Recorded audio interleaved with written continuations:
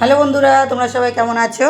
এই দেখো মহারানী কোথায় বসে আছে, পাশো সব বোঝে। চলো বন্ধুরা, আজকে দুপুরবেলা কী রান্না করেছি সেটা আপনাদেরকে একবার দেখিয়ে দিই। আজকে হচ্ছে শনিবারের মেনু। এই হচ্ছে ভাত, সাদা ভাত,